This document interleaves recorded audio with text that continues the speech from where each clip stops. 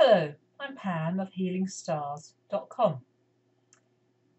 This is a chart for the new moon in Scorpio on the 11th of November 2015. It's set for London at 1747 GMT. I use whole signs as a house, so hopefully you can see where the action is wherever you are in the world. So here is Scorpio, this turquoise sector. There's the sun, there's the moon at 19 degrees exactly. And Mercury very, very close by, which it always is. It's always close to the sun. Now, halfway through, well, more than halfway, 2/3 of the way through a sign, what's going on here is two themes. One, there's a really good relationship here in the sky with Chiron. Chiron is in Pisces, a fellow water sign, to do with healing wounds, basically, and healing disconnection. Chiron in Pisces is looking for oneness, the source, but can feel cut off from that, feel abandoned, if you like, by God or heaven. Jupiter is to do with faith. Jupiter is optimism. Jupiter brings hope. It's always a blessing, wherever Jupiter is. And at the moment, it's fairly weak because it's in Virgo. But look, it's at 18 degrees of Virgo. So it makes what we call a sextile, a positive flow of energy to this new moon. Water signs get on very well with earth signs. They mix well together. Just think of that elementally. You know, the earth is water, earth is earth, and the water, the rain, nourishes and fertilizes. So that Jupiter aspect is extremely positive, and it's very, very close. There is, of course, an opposition of Chiron in Pisces to Jupiter in Virgo, and that was virtually exact over the weekend, last weekend. But now Jupiter is moving away. It's not a fast-moving planet, Jupiter. It moves through a sign in 1 year. So it's not like it's moving really fast. However, that exact opposition has now passed. Sensitivity is a key word, key phrase for Pisces. What is also building at this moment, it's not there yet, but it's building, here is Saturn up here in the fire sign of Sagittarius, 5 degrees, 18 minutes. See the red line that connects to Neptune at 7 of Pisces? Well, that is forming, that's a square, and it's forming, and it becomes exact later in the month. It's exact on the 26th of November.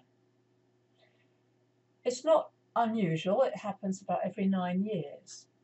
Saturn is the planet to do with reality, what we call reality, what we produce, what we manifest, what we can say, yeah, here it is, I can touch it, feel it, see it, all of those, all the senses.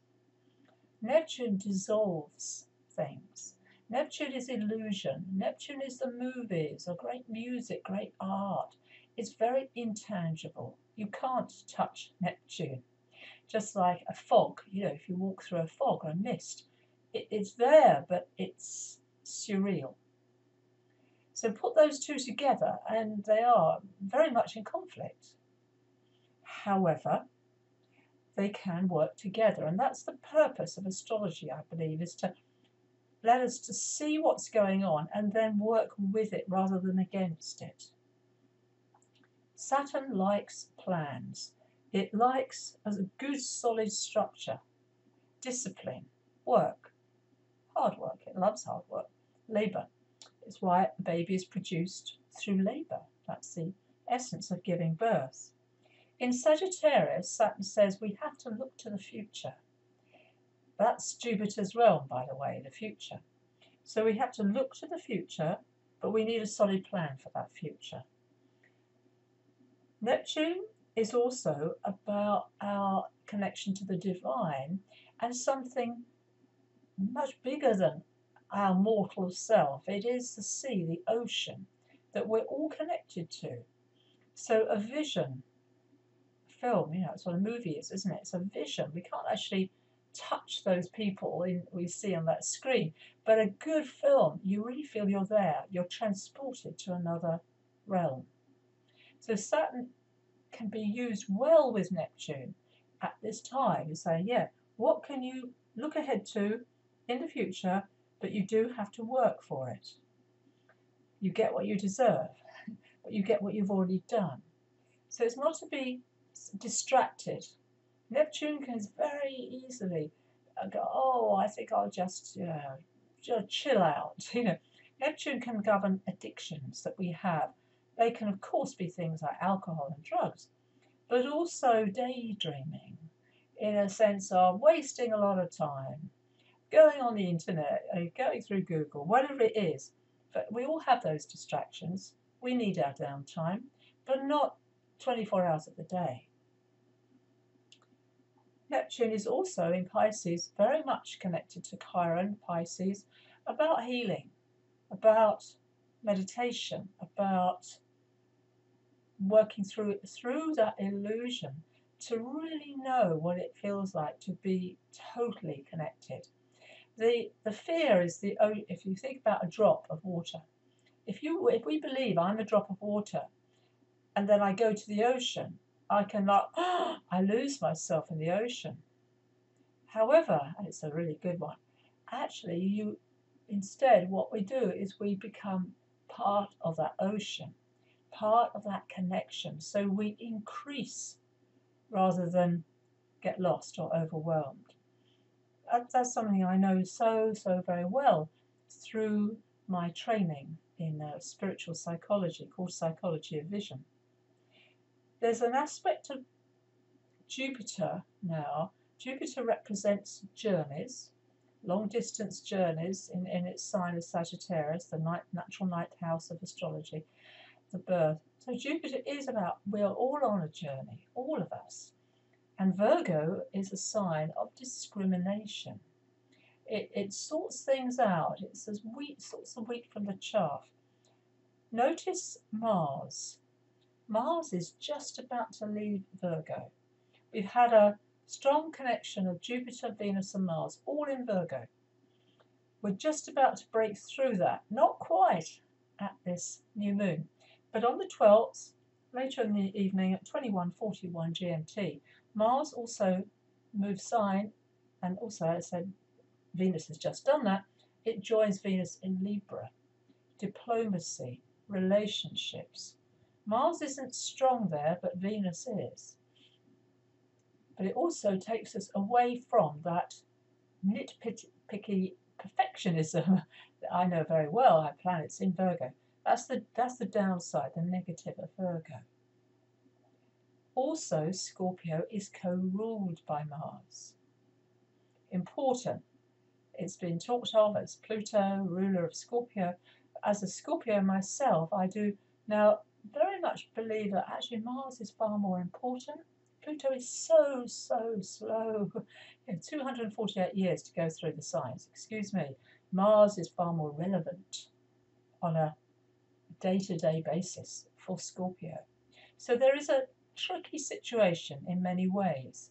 Maybe a hesitancy that this new moon holds for all of us, Scorpios. We're kind of holding our breath until we get to that new energy of Mars. It won't be long. It takes about 6 weeks roughly for Mars to go through a sign. So in 6 weeks' time, Scorpio will get strength, Mars being in our sign. That's a really good feeling of going for it. But that takes us really up to Christmas. One more thing, notice very subtle, there's a pale kind of energy moving, it's called a yod, this dotted green line that connects Uranus to Jupiter and Uranus across to the new moon and Mercury both. Uranus is the planet of change, things that are unexpected. I align it in the tarot to the magician. It's also connected to the tower. But that sense of things changing without our control. We can't control Uranus. Try, but you can't. It's also governed by this Mars about to change sign. So things are changing And it's a bit, as I kept saying, precarious. It's about relaxing into it, noticing Jupiter's strength, Jupiter's support for Scorpio in particular. And Scorpio, of course, is the sign of transformation. It's the sign of the eagle. It's the scorpion, it's the eagle, and then it's the phoenix or the dove. The only sign with three symbols. And it's about choice, about which of those symbols, which of those principles that all of us can align with. We all have Scorpio in our charts in some aspect, some relationship. A lot of people I know have Scorpio, have Neptune in Scorpio. So this feeling of transformation and recognizing the power of Jupiter is supporting that. I look forward to the next installment. It will be the full moon in 2 weeks' time. So thank you for watching. Pam Carruthers of healingstars.com. Subscribe to my newsletter on my website. I'm about to launch my next webinar, which is always free. Thank you. Bye-bye.